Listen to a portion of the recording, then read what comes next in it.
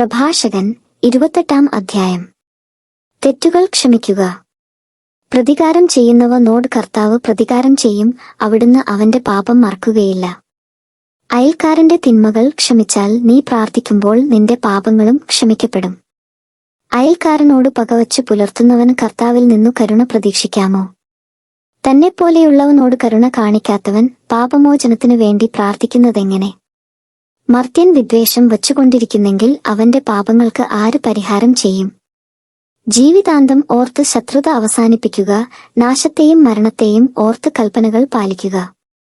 കൽപ്പനകളനുസരിച്ച് അയൽക്കാരനോട് കോപിക്കാതിരിക്കുക, അത്യുന്നതന്റെ ഉടമ്പടി അനുസ്മരിച്ച് മറ്റുള്ളവരുടെ കുറ്റങ്ങൾ അവഗണിക്കുക.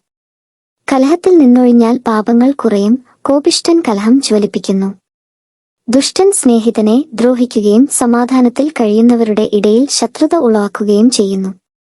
വിറകിനൊത്തു തീ ആളുന്നു, ദുശ്ശാഠ്യത്തിനൊത്തു കലഹം, കരുത്തിനൊത്ത് കോപം, ധനത്തിനൊത്ത് ക്രോധം. തിടുക്കത്തിലുള്ള വാഗ്വാദം അഗ്നി ജ്വലിപ്പിക്കുന്നു, പെട്ടെന്നുള്ള ശണ്ഠ രക്തച്ചൊരിച്ചിൽ ഉളവാക്കുന്നു. ഊതിയാൽ തീപ്പൊരി ജ്വലിക്കും, തുപ്പിയാൽ കെട്ടുപോകും, രണ്ടും ഒരേ വായിൽ നിന്നു തന്നെ വരുന്നു. പരദൂഷണം.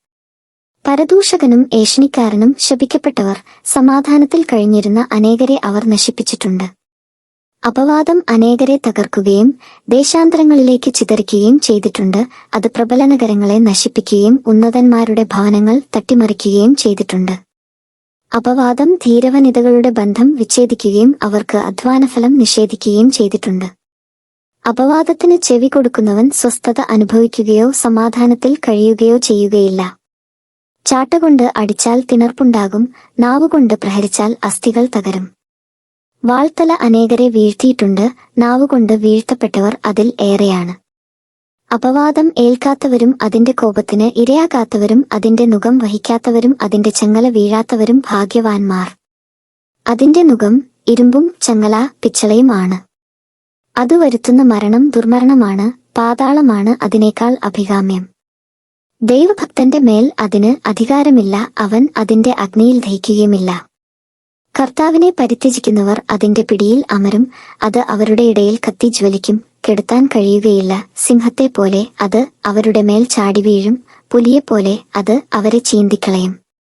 നിങ്ങളുടെ ഭൂസ്വത്ത് മുള്ളുവേലി കൊണ്ട് സുരക്ഷിതമാക്കുക, സ്വർണവും വെള്ളിയും പൂട്ടി സൂക്ഷിക്കുക.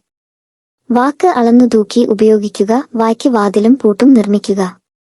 നിനക്കു വേണ്ടി പതിയിരിക്കുന്നവരുടെ മുമ്പിൽ ചെന്നു വീഴാതിരിക്കണമെങ്കിൽ നാവുകൊണ്ട് തെറ്റു ചെയ്യാതിരിക്കുക.